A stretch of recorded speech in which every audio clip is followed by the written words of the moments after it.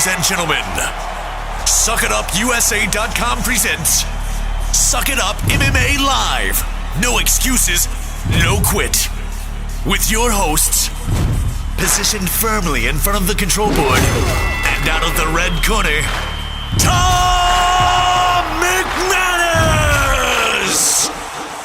Across the desk, and out of the blue corner, Larry the Professor Sheely! Erik Paulson, are you there? I'm here. All right. Good morning to you, afternoon, early afternoon to us out here on the East Coast. Thanks for joining us on MMA Live with myself and the Professor Larry Sheely. So we appreciate you, man. Good morning. Thank you very much. Yeah, absolutely. Hey, you are considered, as you know, the submission specialist and have been for a long time. Talk about, if you would, Erik, how you got into it, how you excelled in your craft and became one of those guys that is sought after when you're talking about submissions or teaching submissions. Well, I began martial arts in 1974 and judo, and continued all throughout my life. And in 1986, I moved to California from Minnesota.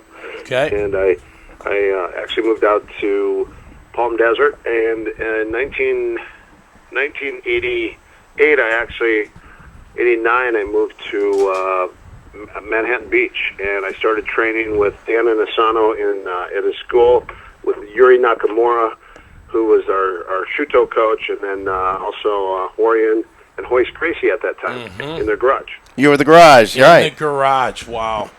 And so basically, I was with Yuri Nakamura, who the curriculum of Shudo is catch wrestling, and their submissions are. I did privates with all these guys, and Yuri's the Shudo curriculum has 10 combinations of submissions. Each one has anywhere from about 6 to 30 submissions in them. So it's a total of 10 combinations on the ground of submissions, 150 submissions. Nice. And you have as a shooter, to become a shooter, you have to master the 10 lock flows, the submission flows. It's called chain wrestling, chain submissions. And then, right. And then I was going to the Gracies, rolling on the ground and trying to mix it up and trying to see if I could combine the two. And it took a long time before the two finally merged. Right. So you would one was no gi, and the other then you put the gi on with the Gracies. Yes. Now, how did that? How did you said it took a while to get used to that? Now, how did you finally blend the two? Well, it's I competed. I started fighting, and it was funny. I was taught so many submissions, and I was like, "What's the percentage of catching this submission?" Mm-hmm. And then my teacher would go, "Oh, that one is 50%." And I go, "Well, if I'm fighting, I don't think that's very safe. So 50%, that's low percentage. Right. It's got to be 80% or higher." So then you start weeding through things, and then you've got to figure out what basically your game is, and then figure out your game and your attacks, and then also be very good at defending those things. Erik, so obviously you had a great career fighting. You've been a coach now. You have your CSW training center out in Fullerton, California. I see you've got your DVDs, your camps, fantastic stuff, teaching online with your student levels. What else does Erik Paulson do these days? And you training fighters come to you. What is the path of Erik Paulson? Well, lately it's been. I went whitewater rafting in the Kern River last week with Nice. my friend. I was his best man for the bachelor party, so Very instead of going nice. to a strip club and dealing with debauchery, we actually went out and camped with all the guys, and then went down the river, and then got snowed on. Wow, very nice. That's nice. So You've it was so much earned fun, that and I'm break. like, I should do something like that again next week. So this last weekend, I went to Utah. I went to the Jazz game. Okay. And then taught a couple-day seminar for a lot of my guys that I've been training there for a long time, and then I went skiing. Nice. Very. Now you've been through Jacksonville before, haven't you? I know Eric Leffler's a good friend of mine. I know you guys know each other. Yes. DJEL. But you've come through to Jacksonville before, haven't you, teaching your seminars? Yeah, I have an affiliate school, WMA Jax. It's World Martial Arts, and I've been over there. I've probably done like 15 seminars over there throughout the years. Okay. And they had one of the most high-level competition teams in Naga. All the kids would place, and they had a whole room full of swords because that was the gift that all the kids would get for winning the tournaments. A sword factory. That's awesome. Yeah, so that's good. Yeah, I've been here quite a while, and Kenny, who there's a lot of guys. Right. Anyways, there's a lot of kids there. Those guys train real hard, and they actually apply the CSW curriculum really well for submission. That's awesome. Very nice. Well, who do you like in the fight game these days, Eric? You know, who's some of the top guys you like watching or hearing about? I really like John Jones' style. He just does things that whenever he feels like it. I like the way he fights, just all out. You know, he mixes everything, his striking, his throwing. He'll throw anyone at will, and then he's really good on the ground. I really like John Jones. Anderson Silva, obviously. GSP's been on top for a long time. I like to see him and Nick Diaz fight. I think that would be a great. Oh yeah, that would be nice. You know, Nick Diaz just keeps plugging away, and you know he takes it so totally serious. Him and his brother, they run, they do triathlons, and they're really into the fitness and the cardio part of everything. And I think that's so important. They've got they've got a lot of the guys that they train with up there with Caesar. They have a really good group of guys, and I like their attitudes. Those guys are really good. Dominic Cruz, fun to watch. Love watching his game. There's so many others that I like. Jose Aldo obviously is almost untouchable. He's a beast, yeah. Little guy, but he's like a beast. Anderson Silva, you know, just his game is at such a high level. Who could you put up against Jose Aldo and you think could give him a run? Is there anyone, you know, maybe drop a class or something that would be a good fight there? You'd have to have a guy with a really good chin and a really great wrestler. Yeah.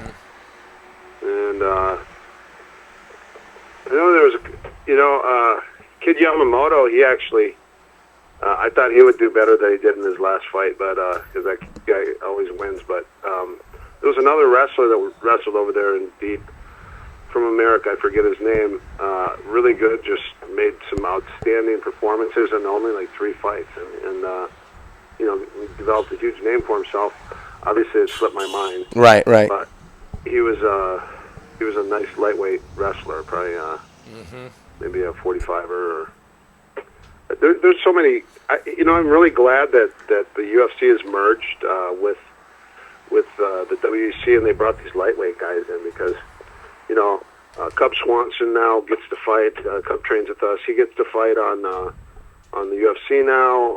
You know, I've had a lot of guys. Tony Ferguson fought on the Ultimate Fighter show and won the whole thing. He's doing really well right now. Great.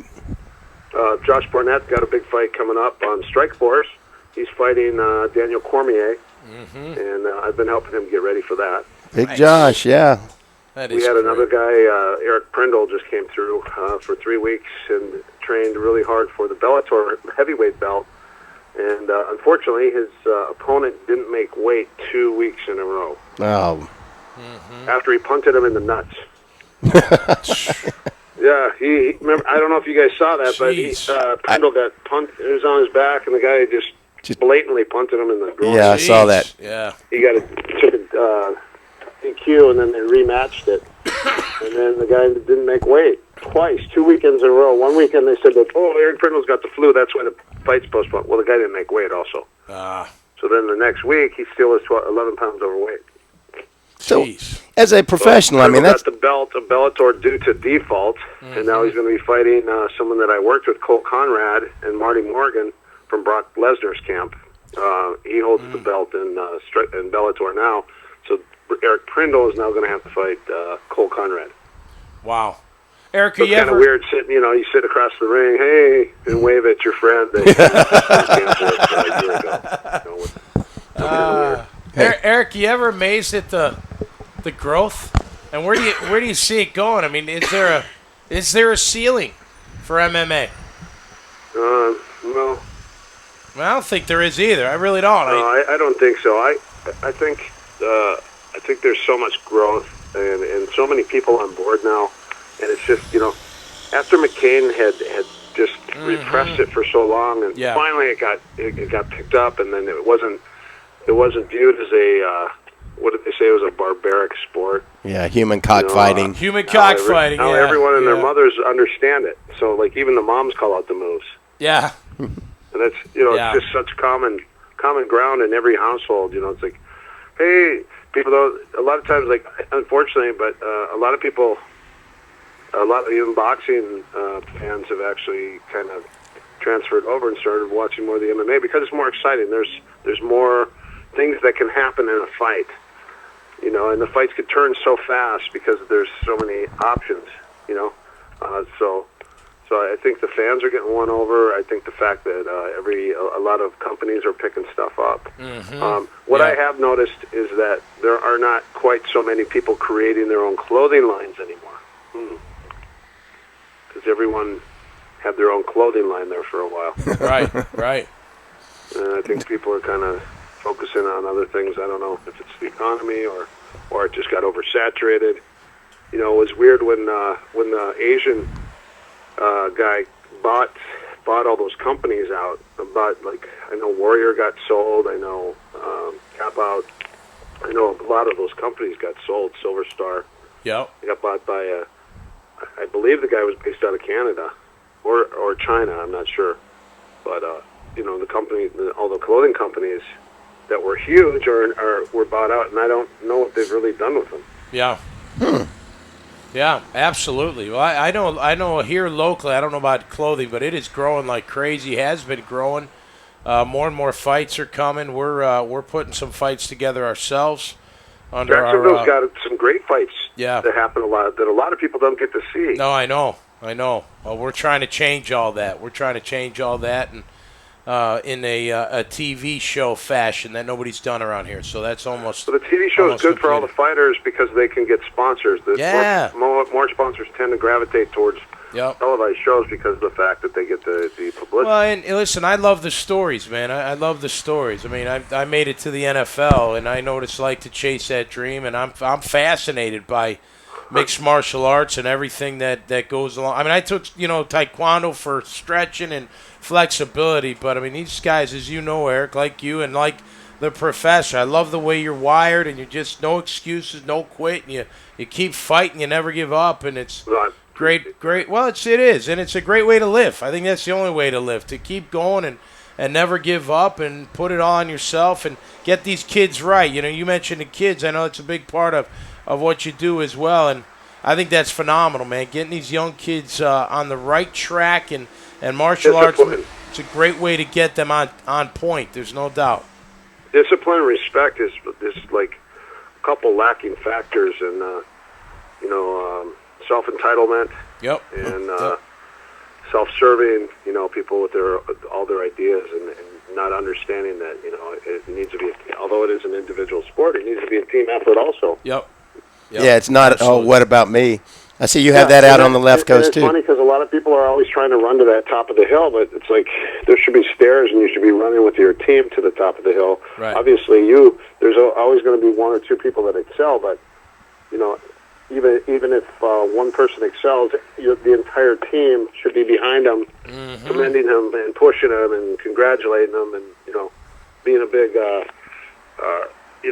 factor in the gym where everyone looks up to someone like that. Absolutely. Yep. You're right about that. And the other thing is guys with their loyalty. There's a lot of loyalty issues. Guys start fighting and they start gym jumping and there's no loyalty. It's like they don't want to pay a 10% retainer to a gym that actually helps them get to where they get. And then just before they start to do that, they'll gym jump. They'll go somewhere else. I don't want to pay. But, if you're at any gym that's really helping you with the team, there's generally a 10%. Absolutely. Yeah. Usually you throw the gym 10%. I mean, obviously, if you have, like, the money that GSP or Barnett or Brock Lesnar and these guys are making, obviously there's not a 10% because that's not really fair. But it's not boxing. But on the other hand, you got all the other guys that aren't at that level 10%'s just a normal thing. I mean, I paid 10%. I paid more than 10. I paid 20% to a manager and to my coach and to my corner. So just share the wealth. Then get to where you wanted to. Back when I fought, there was no wealth, by the way. Yeah, that's the reason I got out of fighting, because I couldn't afford. It wasn't worth it for me, because it's like the money was so bad. Wow. Well, then I turn around and then retire, and next thing you know, I'm training Ken Shamrock for a fight, and he's making $1 million a fight. We had almost the same record. Wow. That's funny.